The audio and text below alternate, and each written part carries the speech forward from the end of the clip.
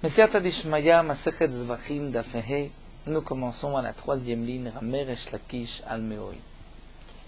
Nous avons vu dans les dapim précédents que lorsque on a porté un korban au Beth Amikdash, il faut que ce korban soit égorgé lishma, c'est-à-dire il ne faut pas penser au moment de la shrita à un autre korban ou à un autre propriétaire.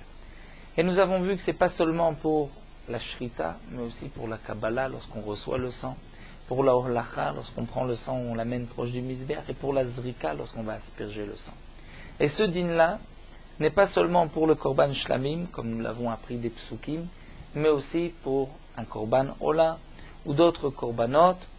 Il faut donc penser l'ishma pour ce korban et pour ce propriétaire. C'est vrai que nous avons vu que stama kasher, que même si on n'a rien pensé, le korban est kasher, mais si on a pensé chez l'olishma, et comme nous l'avons vu aussi que cette pensée c'est un dibour, si on a dit j'égorge ce korban pour un autre nom, un korban ola on a dit pour shlamim, ou korban shlamim on a dit korban ola, ou ce korban pour Reuven on a dit non pour Shimon, ou pour Shimon on a dit pour Reuven, dans ce cas-là le korban reste kasher, mais le propriétaire ne s'est pas acquitté de son obligation. Et la Gemara nous rapporte ici, donc après avoir vu les psukim, la Gemara nous rapporte un pasuk, un limoud de Resh Lakish, mais Resh Lakish n'était pas encore arrivé au pasuk que la Gemara a rapporté ici dans la conclusion, c'est pour cela que Resh Lakish pose la question, mais ensuite il nous rapportera le pasuk que nous avons vu. Donc du pasuk, Motza sefatecha tishmor vasita kasher nadarta, suite à Torah dinedava, nous avons appris que le korban, c'est seulement les chatrila qu'il faut que ce soit l'ishma bediava, le korban est kasher. La Gemara nous rapporte que Ramer Resh Lakish al meoi bemidrasha. Resh Lakish était allongé sur le ventre, comme nous dit Rashi, au Beth Midrash, au Makshe, et il a posé cette question. Il a posé cette question, à savoir, im ksherimem yirtzu, si le korban est kasher, alors im yirtzu, im ksherimem, si les korbanot chez l'olishma c'est kasher yirtzu, pourquoi on ne dirait pas que le propriétaire s'est aussi acquitté de son obligation? Pourquoi dans la Mishnah c'est marqué que le korban est kasher, mais tu devras apporter un autre korban pour t'acquitter de ton obligation? Si le korban est kasher, on peut aussi s'acquitter de son obligation. Vimen meratzin. Et si tu vois que tu ne peux pas t'acquitter de ton obligation par ce korban, alors la mabaïn, pourquoi va-t-on dire que le korban est kasher? Amarlo Rablezer lui a répondu. Donc nous on pourrait, après ce que nous avons vu déjà auparavant, on pourrait répondre, c'est du pasuk Motzaz Fatecha Tishmor. Rachid nous dit effectivement, Resh Lakish nous le rapportera par la suite. Amarlo Rabelazar répond à Resh Lakish et lui dit, Matzino bebaim lachar mita.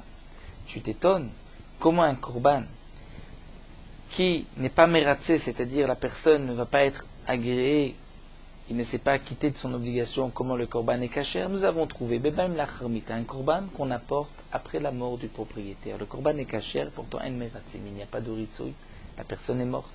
Ditnan, comme c'est marqué dans la Mishnah, Aïcha shevia chatata ou meta. Une femme, yoledet, par exemple, qui a eu un enfant, elle doit porter un korban. Ce korban est composé de deux korbanot, korban chatat et korban ola. Cette femme a apporté son korban chatat vameta et elle est morte. Et il reste son korban ola. Que va-t-on en faire? Yavu yorshim olata. Les héritiers vont apporter ce korban ola. Mais olata ou meta, si elle a eu juste le temps de sacrifier son korban ola ou meta et elle est morte, là, lo yavu yorshim chatat, les héritiers ne pourront pas apporter le korban chatat, puisque, comme nous l'avons déjà vu, il y a un din de chatat ametot, chatat shemetu baalea, si le propriétaire est mort du korban chatat, on doit tuer la bête et on ne peut pas la sacrifier. En tout cas, nous voyons que si le korban chatat a déjà été sacrifié par cette femme, les héritiers pourront apporter un korban ola. Pourtant, le korban ola ne servira pas à cette femme puisqu'elle est morte. Donc elle n'a pas de ritzoui. Le ritzoui, c'est dire que la personne a été agréée, ou dire le but a été atteint par le korban. Parfois c'est une kapara. Cette femme est morte, il n'y a plus lieu de parler de ritzoui, et pourtant on voit qu'on apporte la bête. On peut sacrifier cette bête, donc voici que kasher ven meratzé. Amarle, Resh Lakish lui a répondu, Modin alecha beola. Je suis d'accord avec toi à propos du Korban Ola. De'atia le'achar mita. Effectivement pour Ola, puisque ce Korban, on peut le sacrifier après la mort.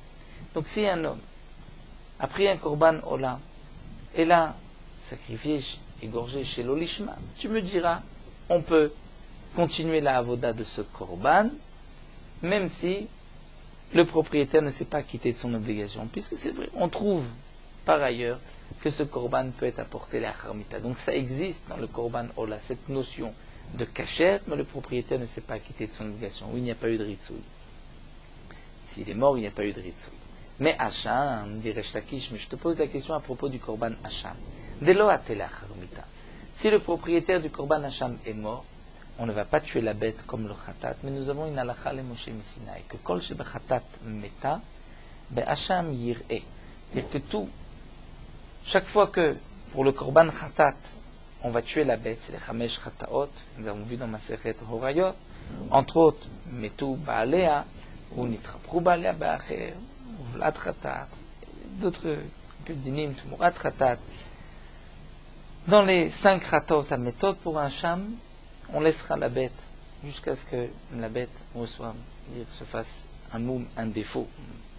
Et ensuite on vendra la bête, mais on ne peut pas la sacrifier. Donc si on ne peut pas la sacrifier, on ne retrouve pas dans le Korban Hacham cette notion de kasher, velo alou la balim shem chova, dire kasher, mais le propriétaire ne s'est pas quitté, kasher, mais il n'y a pas eu de ritsoui.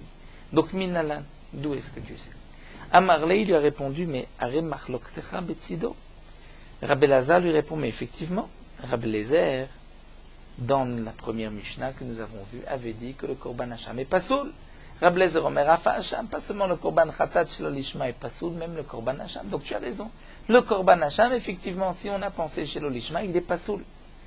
Rish Lakish s'étonne, Amar, il dit, Zéou Shomrim Alav Adam Gadolu, c'est sur toi qu'on dit que tu es un grand homme, un Talmid Chacham. Kamina Ana Mishnah Shlema, je te parle d'une Mishnah Shlema, d'une Mishnah, donc d'après les Chachamim, où on voit que le Korban Hacham est kasher, même s'il a été sacrifié chez l'Olishma. Et je te pose la question, mais comment est-ce possible, puisqu'on ne retrouve pas dans le Hacham cette notion de kasher, v'lol bashim chova. Et toi, Vatamar Tali Rabbi Lezer, et toi tu me réponds, Rabbi Lezer pense qu'effectivement il est pas sourd, mais moi je te pose la question d'après les Chachamim. Ela Amar Resh Lakish, alors dit Resh Lakish, Eftach Anna, je vais ouvrir Pitral Nafshe, dire une porte de moi-même, c'est-à-dire, pour moi, je vais vous expliquer d'où est-ce qu'on sait qu'un korban qui a été gorgé chez l'Olishma, le korban reste kasher, puisque c'est marqué Motza Sefatecha Tishmor, comme nous l'avons vu, Vasita Kasher Nadar Tanashem Elokecha Nedava. Et donc, la question est Haï Nedava Nederu, mais c'est un korban Nedava, c'est un Neder. Neder, c'est-à-dire je prends sur moi. Nedava, cette bête sera un korban Ola, et on voit que donc la Torah nous apprend de là qu'Edeleil, comme nous avons dit avant, que si tu as égorgé la bête l'ishma comme il faut, c'est un neder, sinon ça restera une nedava.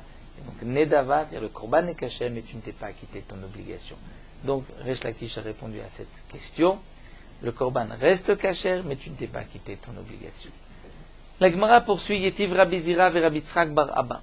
Rabbi Zira et Rabbi Tzrak bar Abba étaient assis, Yetiv Abaye Kabayou. Et Abaye s'est assis parmi eux, Veyadve Vekamre, en étudiant, ils ont dit la chose suivante. Ils se sont étonnés sur cet échange que nous venons de voir entre Rabbi Lazar et Resh Lakish.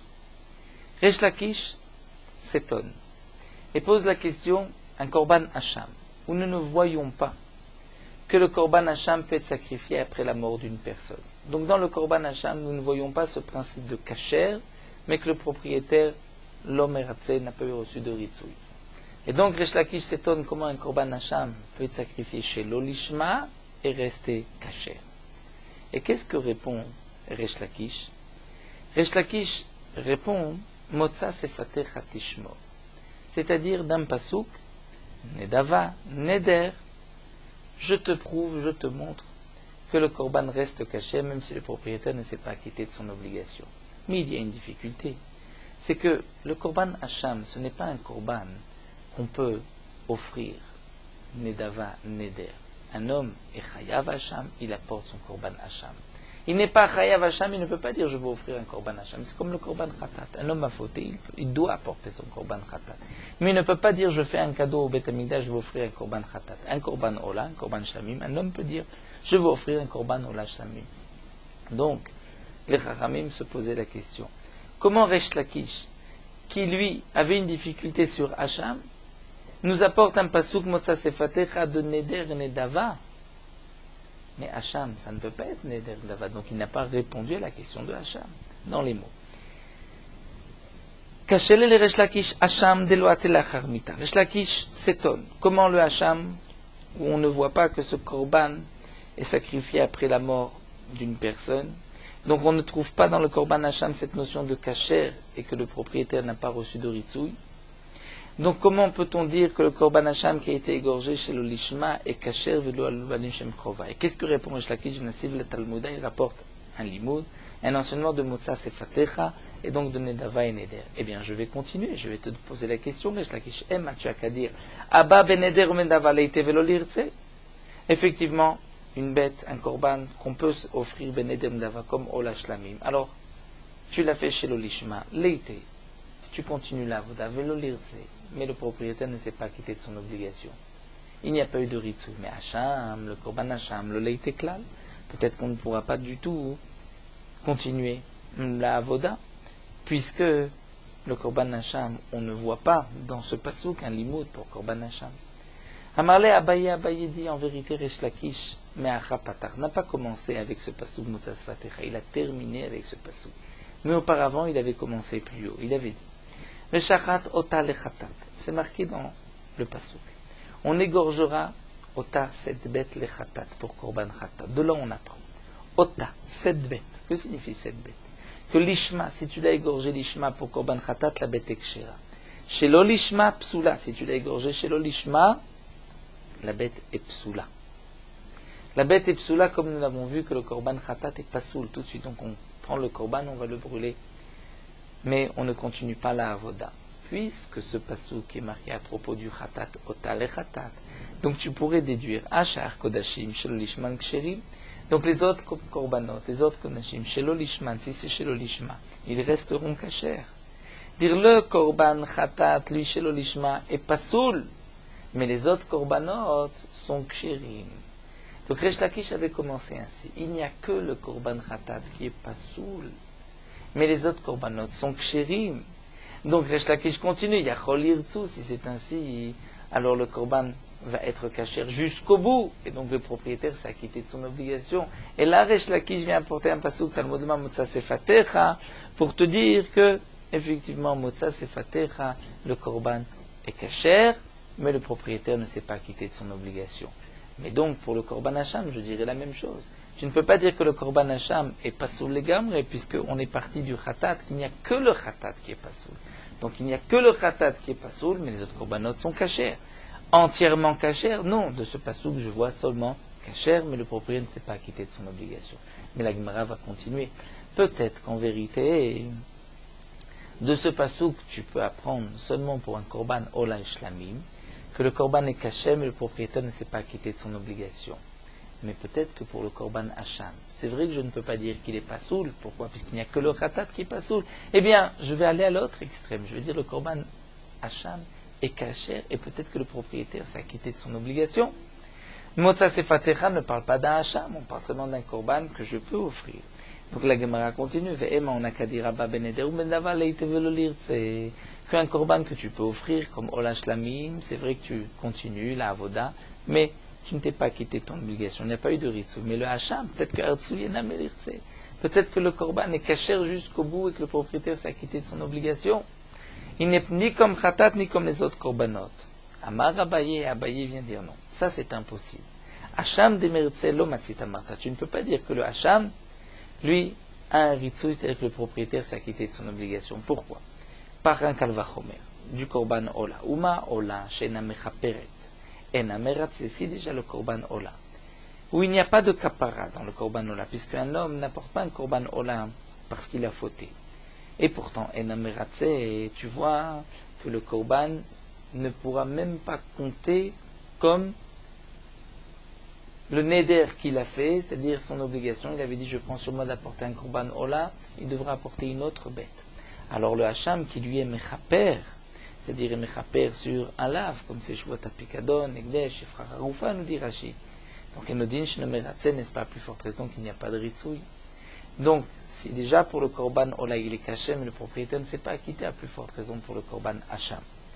La Gemara continue, mais tu ne peux pas apprendre Hacham de Ola, mal, Ola Shken Kalil. Ola, à cette Roumra, c'est que le korban est entièrement brûlé, alors que le Hacham, il y a une partie qui est mangée par les Kohanim. La Gemara dit, c'est ça ta question, Shlamim Yochiru, tu apporteras une preuve du korban Shlamim, ou pour le korban Shlamim, il y a aussi et les propriétaires et les Kohanim qui vont manger.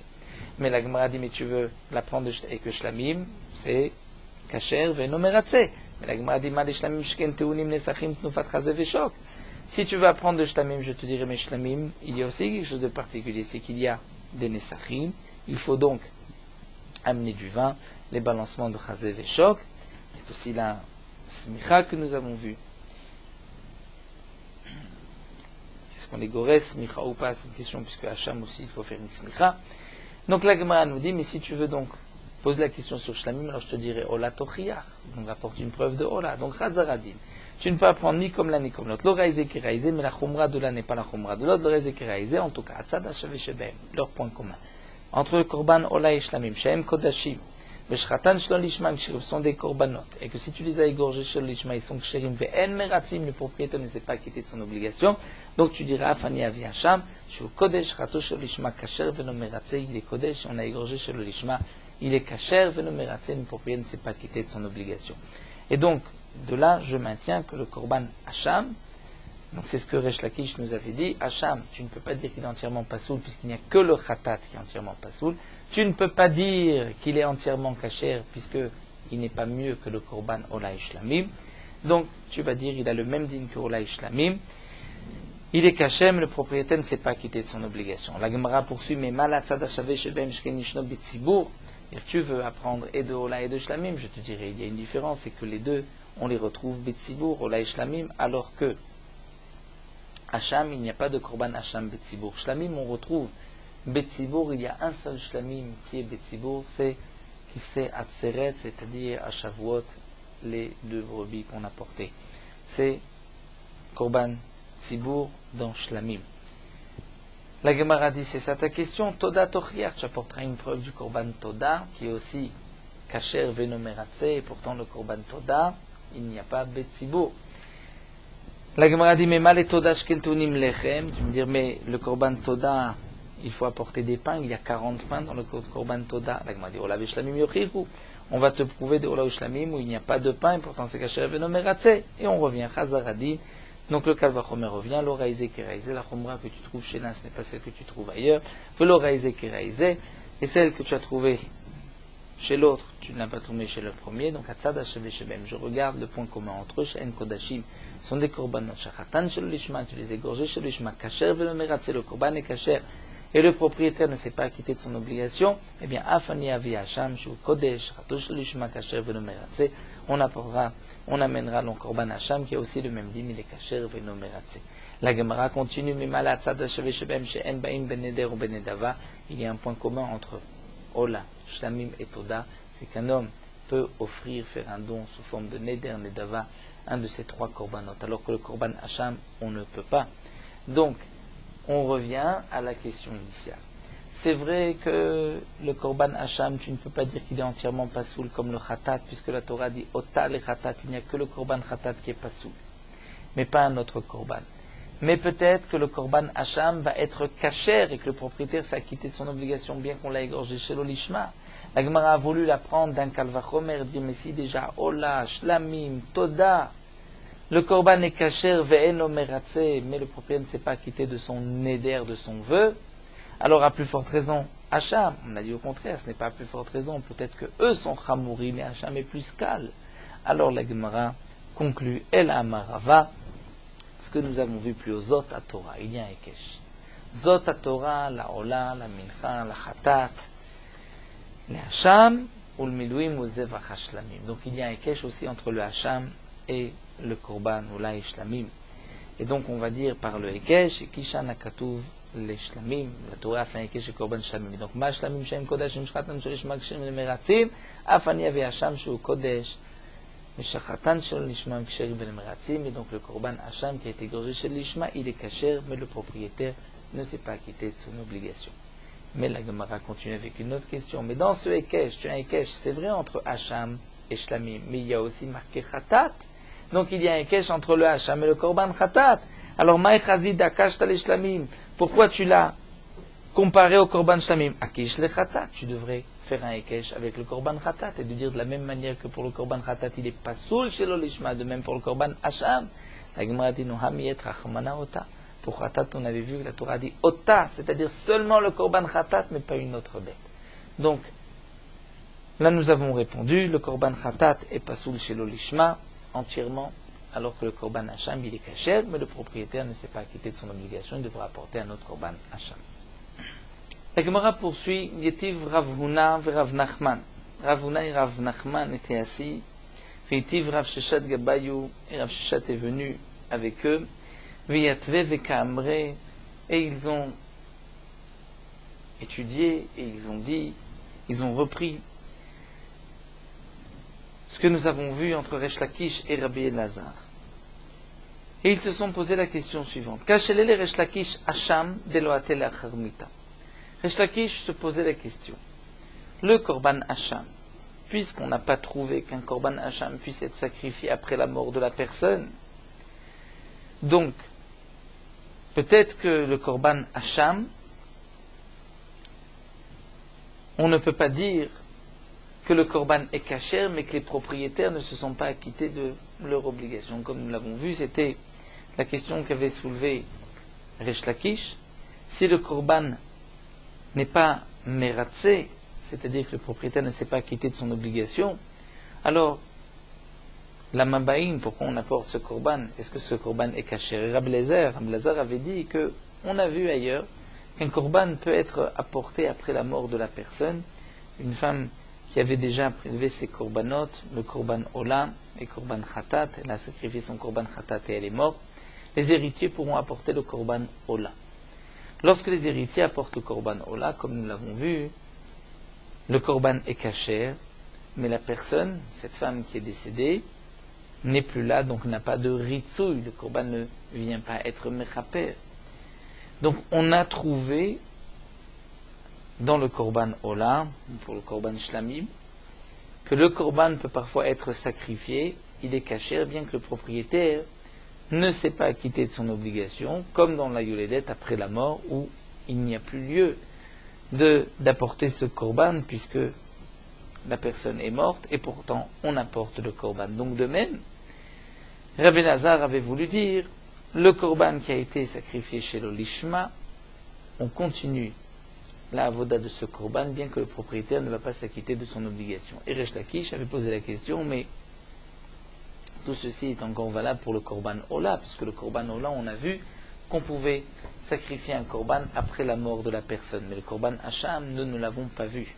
Et donc pour le Korban Hacham, si le Korban est kasher, le propriétaire devrait aussi pouvoir s'acquitter de son obligation. Et si le propriétaire ne peut pas s'acquitter de son obligation, alors comment se fait-il qu'on puisse sacrifier ce Korban? Ça, c'était donc la question de Resh Lakish. Et donc les Chachamim sont revenus sur ce que disait Resh Lakish. Kachel Resh Lakish Hacham de loatela charmita. Resh Lakish se pose la question, mais le Korban Hacham, qu'on ne sacrifie pas après la mort. Mais les malais Rabbi Elazar aurait dû lui dire, mais si Hacham namé atela charmita, le Korban Hacham va être aussi sacrifié après la mort de la personne.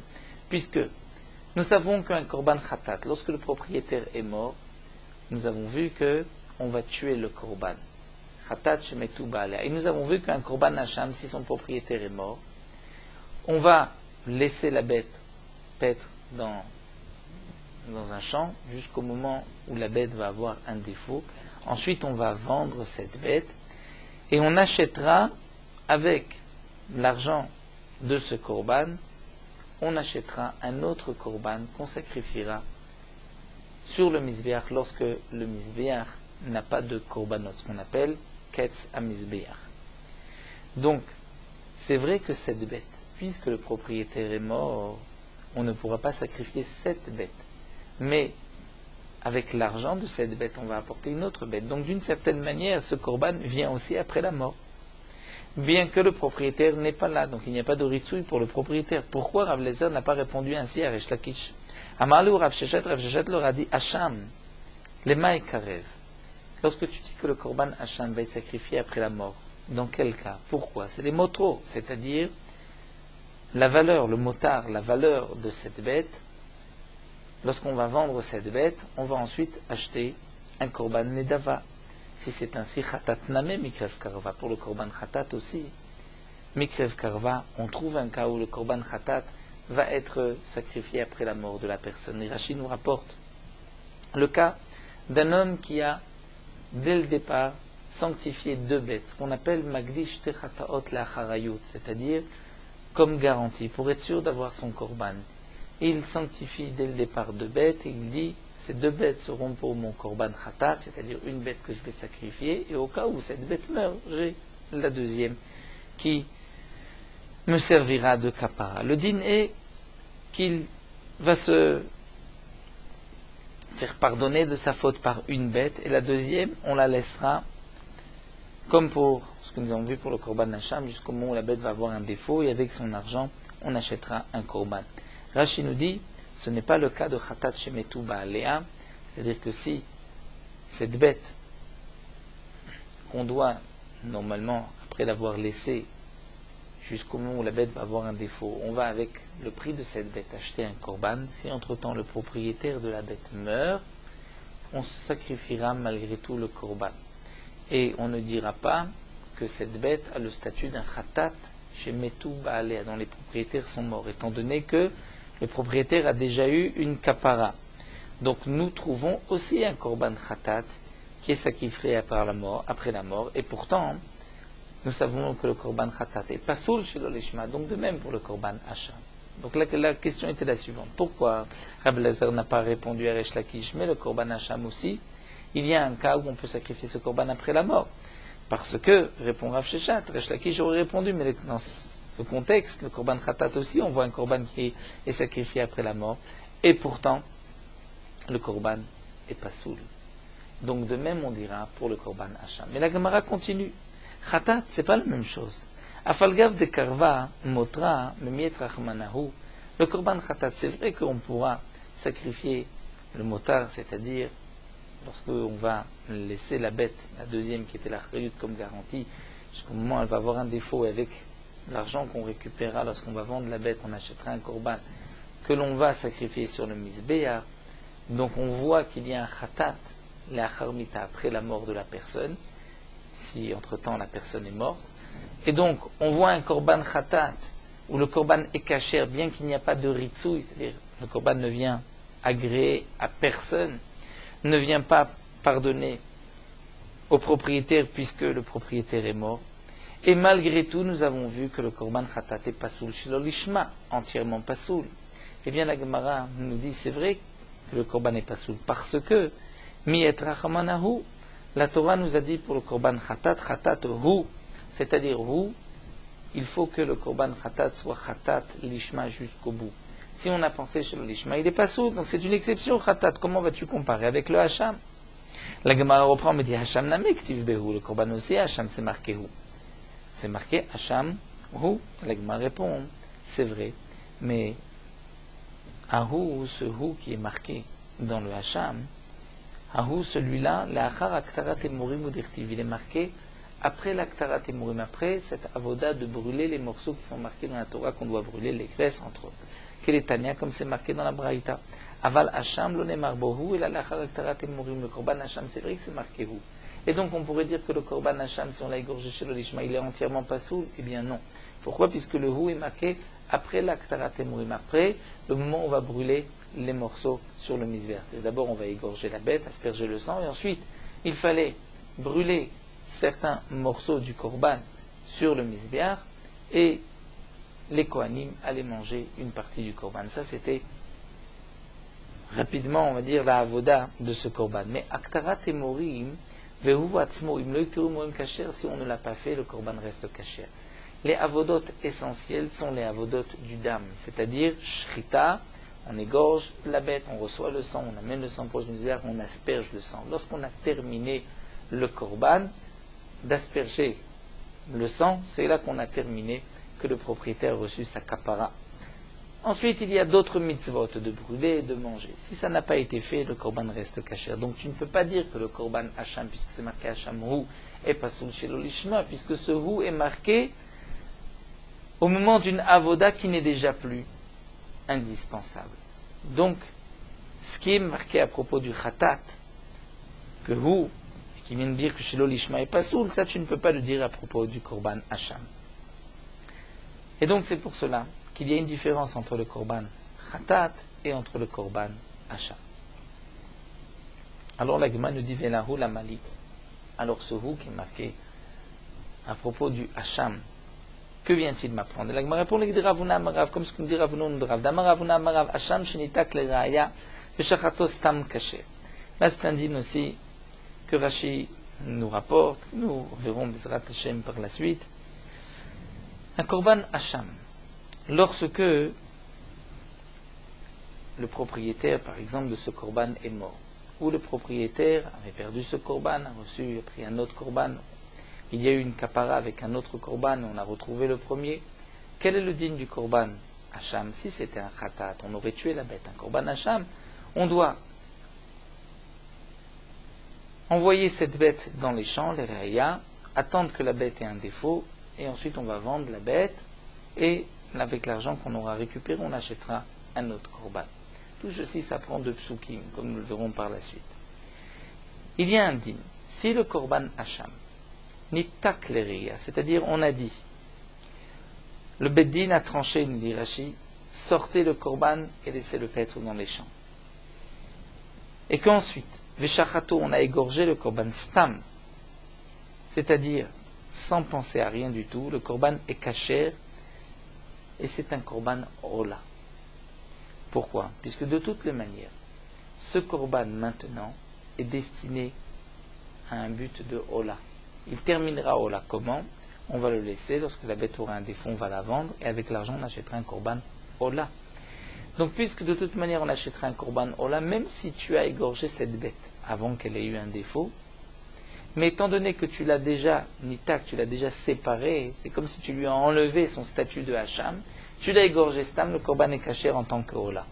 Mais nitak in, lo nitak lo. Seulement si le bedin a dit, cette bête, on va maintenant la laisser jusqu'au moment où elle va avoir un défaut. Mais si on n'a rien dit encore, et qu'on a égorgé cette bête, c'est un korban hacham. Et le hacham dont le propriétaire est mort, le korban n'est pas valable.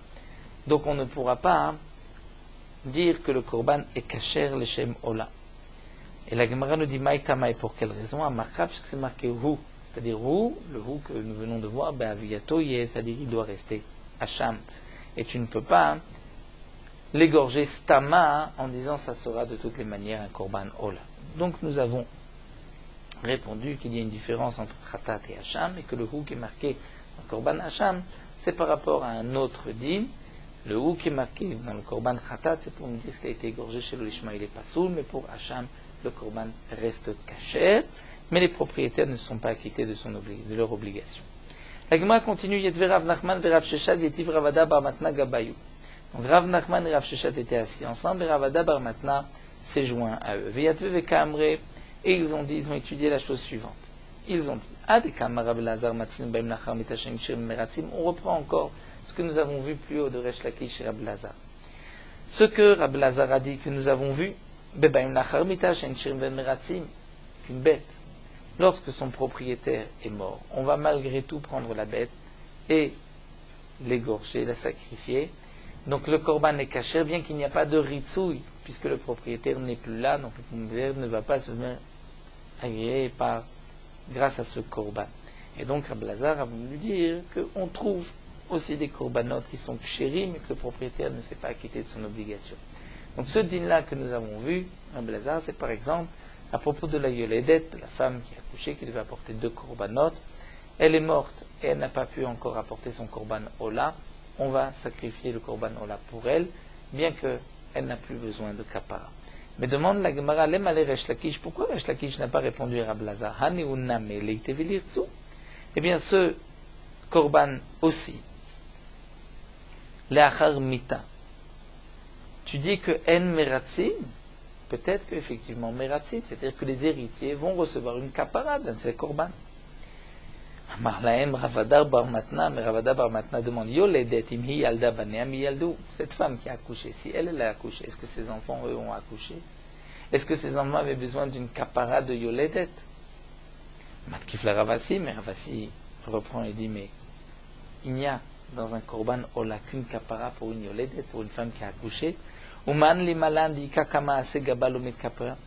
Et qui nous dit que si il y a d'autres avérotes que cette femme avait transgressées, lorsqu'elle apporte son korban ola, qui te dit qu'elle ne va pas recevoir une kapara pour ces avérotes-là? Le digne de Yoledet, où elle doit porter un korban khatat, korban ola, quelle est la faute d'une femme qui a accouché? Nous le verrons par la suite. La Gemara parlera, il y a quand même un petit chet qui rapporte, et de manière le korban de Yoledet, c'est pour lui permettre ensuite de manger des kodashim. Donc la Gemara nous dit, Uman li malan, mais qui te dit kakama segaba, que si elle avait transgressé aussi d'autres fautes, la Yoledet, et lorsqu'elle apporte un korban, qui te dit que l'omit kapara, qu'il n'y a pas de kapara? Il y a aussi une kapara, puisque le korban ola vient pardonner sur la transgression d'un commandement positif ou d'un commandement négatif, un lota assez, qui est nitak les essais, c'est-à-dire qui est collé à un assez où il n'y a pas de punition, puisque pour les lavim de la Torah où il y a un chiyuv mita, un chiyuv khatat ou malkout, il y a une kapara bemezid ou beshogeg, le korban khatat qui est marqué dans la Torah. Pour une mitzvat assez, la vanitak les essais, c'est le korban ola. Donc on dit il y a aussi une kapara pour cette femme. Et donc puisqu'il y a une kapara pour cette femme, étant donné que si elle avait des fautes, elle aurait eu une kapara par ce korban-là, eh bien, Yorché à ses héritiers aussi, la même échaper. On n'a qu'à dire que les héritiers de cette femme, lorsqu'ils vont apporter le korban, vont aussi avoir une kapara. Donc qu'est-ce que nous a dit Rabbi Lazar? Rabbi Lazar a répondu à Resh Lakish, il a dit, Resh Lakish, tu t'étonnes comment un korban peut être apporté bien que le propriétaire n'a aucune kapara, et ne s'est pas acquitté de son obligation, voici qu'un korban la'achar mita. Bien, Resh Lakish aurait pu dire, non, dans le korban la'achar mita, il y a aussi une kapara. Kapara pour qui? Pour la femme? Elle est morte? Non, pour ses enfants, puisque peut-être qu'ils ont transgressé un assez et qu'ils vont avoir aussi une kapara. La Gemara reste ici sur la question, et la Gemara continue, mais les memra des kanéléou, si tu dis que les héritiers vont recevoir une kapara, cela veut dire que les héritiers vont acquérir le korban que leur mère a laissé. Pourtant, Rabbi Yochanan a dit, un homme qui a laissé une offrande, une mincha, des farines, à ses deux enfants, et il est mort, on pourra, après la mort de la personne, sacrifier, apporter cette mincha. Donc la mincha, il fallait prendre une partie qu'on brûlait sur le misbéach, comme nous le verrons aussi par la suite dans le din des minachot. Et il n'y a pas de problème de shutafut.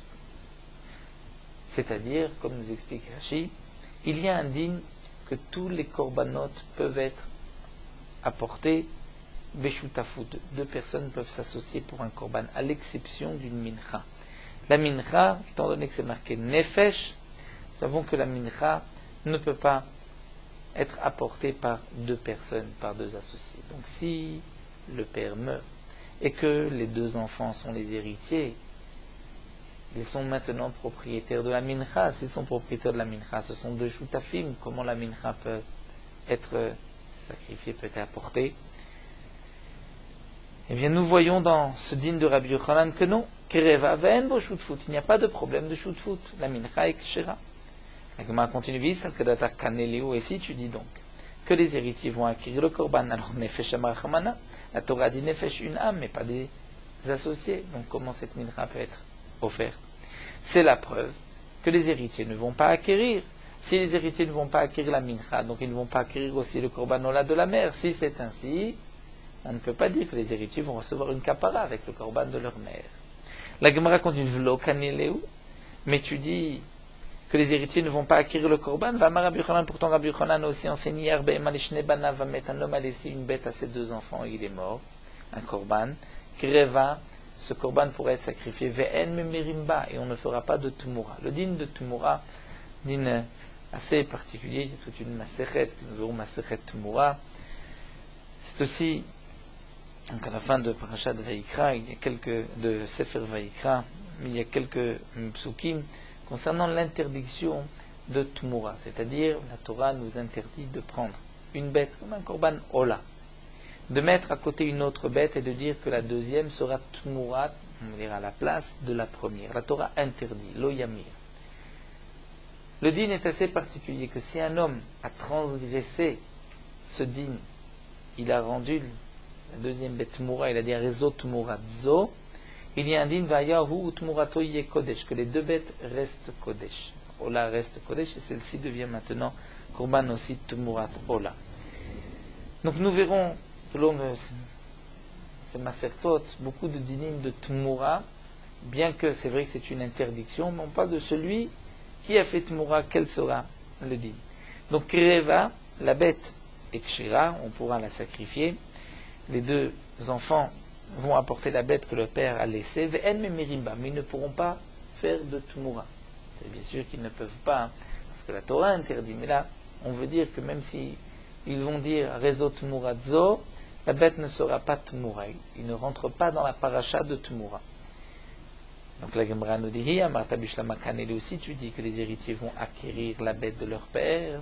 Donc je comprends Inoden Memerimba, pourquoi ils ne pourront pas faire Tmura d'Avelou, que c'est comme deux associés. Les associés ne peuvent pas faire Tmura. Mais si tu dis Veshutfim Lomatsu Memerim, comme on apprend d'un pasouk, Akol Memerim Chutz Minashutfim, étant donné que nous rapporte Rashi, dans Tmura, que toute la paracha de Tmura est marquée au singulier. Elle, Yamarta Lokanelio, mais si tu dis que les enfants ne vont pas acquérir la bête que le père a laissée, alors Imurena Melimru. C'est ainsi, ils peuvent aussi rendre la bête Tmura, puisqu'ils ne sont pas des associés. L'Agma répond, Shane Atam, là-bas c'est différent. Donc l'Agma a voulu prouver que les héritiers vont acquérir la bête. Parce que sinon j'ai une question sur la Tmura, l'Agma répond non. Les Olam, les héritiers ne vont pas acquérir la bête, mais Shane Atam, là-bas c'est différent. D'Amakra, ma mère Yamir, les rabot et Ayoresh. C'est-à-dire, d'où est-ce que nous apprenons que l'héritier peut faire Tmura, la bête que le père a laissée, puisque c'est marqué Himamer Yamir, ce double lachon pour inclure même le Yoresh, même l'héritier. Et nous voyons que là où on a inclus l'héritier, c'est au singulier, Himamer Yamir, pour nous dire Echad Memir Venshne Memirim, seulement lorsqu'il y a un héritier, mais pas deux. Donc c'est un digne particulier. Bien que les enfants ne vont pas acquérir la bête, donc ils ne sont pas choutfim, mais cette possibilité de faire Tmura, c'est seulement s'ils sont tout seuls. Alors, juste on termine la sougia, la Gemara dit Matkifla Rabbi Yaakov Narpakoud. Yaakov Narpakoud pose la question, la Mata c'est ainsi Gabe Maaser, Irtiv Imgaol Igal. À propos du Maaser, nous avons appris aussi que lorsque un homme va racheter le Maaser de son père, il doit rajouter un cinquième, un Chomesh. Vim Gaol Igal, de là on apprend les rabot et Yoresh, qu'il va, le Yoresh, l'héritier, va rajouter un cinquième, comme c'est le din pour celui qui rachète le Maaser Sheni, et il pourra donc racheter le Maaser de son père en rajoutant un Chomesh. Est-ce que là aussi tu vas dire Achiname Echad Gol Venshnen Goalim, puisque du pasuk Vim Gaol Igal, on inclut le Yoresh, et le Yoresh tu vas dire que c'est seulement un et pas deux. Alors la Gemara répond c'est différent. Puisque à propos du père, même si le père est associé, il y a aussi un digne une possibilité de faire le pidyon maaser sheni. Donc puisque le père pouvait faire bishut foot, donc même lorsqu'il y a deux enfants, ils peuvent aussi faire bishut foot. On ne va pas exclure du pasuk, alors que Tmura, que deux associés ne peuvent pas faire Tmura. Donc, de même, les héritiers, s'ils sont deux, ne pourront pas faire Tmura. Amaré Ravasi, les Ravasi continue de demander à Ravashi ou Minam, alors de la même. Encore tu comprends, s'il y a un kinyan, ils vont acquérir le bien du père. Donc je comprends que Khadmi Amema, que un pourra faire Tmura, puisqu'il est propriétaire. Et là, Martalo Kanelu, mais si tu dis qu'il ne va pas l'acquérir, la bête. Alors Echimema, comment, même s'il n'y a qu'un seul héritier, comment pourrait-il faire Tmura? Vam, Rabbi Avo, Rabbi Yochanan. Pourtant, Rabbi Avo, Rabbi Yochanan, Magdish, Mosif, Romesh. Que lorsqu'un homme va faire le neder d'apporter un korban, dit je prends sur moi d'apporter un korban. Alors son ami, on va dire c'est Réhouven. Son ami Shimon l'a entendu, il dit je prélève ce korban pour Réhouven. La bête a eu un défaut et on veut maintenant transférer la gdusha de la bête. Alors le din est le suivant. Amagdish Mosif Romesh. Si le Magdish, celui qui a sanctifié la bête, veut racheter la bête, c'est à lui de rajouter un cinquième. Puisque le 1/5 dépend du Magdish, de celui qui l'a sanctifié, qui l'a désigné. Mitraper Osetmura, celui qui devait recevoir la kapara, c'est-à-dire Réhouven, c'est lui qui pourra faire Tumura, la bête. C'est-à-dire, bien sûr que c'est interdit, mais c'est lui qui rentre dans la paracha de Tumura, puisque c'est lui le propriétaire, puisque c'est pour lui que le korban a été désigné. Vatore Mishelo Shel Chavero, un autre dit dans Trouma, si un homme avait de la terouma, Réhouven a de la terouma, et Shimon veut prélever de son blé à lui pour le blé de Réhouven, et bien Tovatana Shelo. La Tovatana, c'est très bien que le blé de terouma doit être donné au Kohen, mais on peut en tirer un profit, une Tovatana, c'est-à-dire que parfois un homme va venir dire à son voisin, est-ce que tu pourrais donner cette terouma à mon petit-fils qui est Kohen. Moi je ne suis pas Kohen, mais mon gendre était Kohen. Donc mon petit-fils veut prendre de la terouma. Est-ce que tu peux lui donner cette terouma afin qu'il ait de quoi manger? Je te donne une petite somme, quelque chose. C'est une tovatana'a. La terouma peut être donnée à n'importe quel Kohen, mais le Israël peut venir demander à son voisin, est-ce que tu pourrais donner à ce Kohen en particulier? Et ce qu'il pourra en tirer comme bénéfice sera pour lui, puisque c'est lui qui a été toré. Donc nous voyons que le mitraper au setmoa. Donc la Gemara demande, si tu dis que les héritiers ne vont pas hériter de la bête, ils ne deviennent pas propriétaires de la bête, comment peuvent-ils faire tmoa? Et la Gemara répond, mikiv'a lo mechapra, mikufia mechapra. C'est vrai que les héritiers n'ont pas une véritable kapara, mais ils ont une petite kapara. Une petite kapara mikufia, c'est-à-dire qui flotte, comme dit Rashi, et donc puisqu'ils ont une petite kapara, ils pourront faire tumura. Donc, à propos de la mincha, nous rappelle Rashi, la mincha, l'offrande, un père est mort et a laissé 2 enfants, et une offrande, cette offrande est kshera. On ne dira pas que les enfants sont des associés, étant donné qu'ils ne vont pas acquérir la mincha. Mais malgré tout, il y a une petite kapara. Puisqu'il y a une kapara, donc lorsqu'ils ont hérité d'une bête, si c'est un seul héritier, il pourra lui rendre la bête moura. S'ils sont 2, ils ne pourront pas, étant donné qu'il y a un digne de shoot-foot. Donc la Gemara ici a terminé un instant sur le digne donc, de Resh Lakish et de Reb Eliezer. Nous sommes rentrés donc dans le digne des héritiers, est-ce qu'ils vont acquérir la bête que leur père a laissée ou pas, ou la mincha. Donc tout ceci était pour développer la question de Resh Lakish et la réponse de Reb Eliezer. En tout cas, ce que l'on retient, c'est que Resh Lakish s'était posé la question, lorsque un korban a été sacrifié chez l'Olishma, nous avons vu que le korban reste kasher, mais le propriétaire ne s'est pas acquitté de son obligation. Resh Lakish s'étonne. Si le propriétaire ne s'est pas acquitté de son obligation, alors pourquoi on émacrive le korban? Si on émacrive, pourquoi on ne dira pas que le propriétaire s'est acquitté de son obligation? La réponse de Resh Lakish, en conclusion, était du pasuk Motza Sefatech Hatishmor Ve'asita kasher nadarta Hashem lokecha nedava. On voit que le pasuk nous parle de neder et ensuite de nedava pour nous dire, lorsque tu as fait toute la avoda lishma, c'est un neder, c'est-à-dire tu t'es acquitté de ton obligation. Sinon, ça restera une nedava, mais le korban reste kasher, bien que le propriétaire ne s'est pas acquitté de son obligation. Nous arrêtons ici à Ibaïlé. Nous poursuivons le Rot Halacha d'Afahe, une bracha qui est plus précise et qui détaille une espèce, une variété, est plus importante qu'une bracha qui est plus générale. Puisque la bracha qui est précise pour telle espèce, pour telle mine, va augmenter la louange d'Akadosh Baruch Hu, puisqu'il montre que même dans ce point précis, il y a aussi une ashgacha pratique d'Akadosh Baruch Hu. Donc tout aliment qui est important, les Chachamim l'ont fait sortir des autres brachot et lui ont donné une bracha particulière. Donc voici les madrigot dans les brachot. Nous avons la bracha de Hamotzi Lechem min haaretz, qui est la bracha la plus importante de toutes les brachot, étant donné que le pain lui-même est chashuv, puisque c'est marqué que sur le pain l'homme peut vivre, et donc les Chachamim ont fixé une bracha particulière et l'ont fait sortir de Boré Peri Adama, qui était un bracha initial du blé des céréales. Boré mine mezonot, c'est la bracha qui est proche de la bracha du pain, puisque là aussi, ça montre la hashgacha pratique d'Akadosh Baruch Hu, qui leur permet de manger et d'être rassasiés. Boré Perea Gefen, parce que le vin a son importance, puisqu'il rassasie, il réjouit le cœur, comme c'est marqué dans le Pasuk, Ein Samach Levavenosh.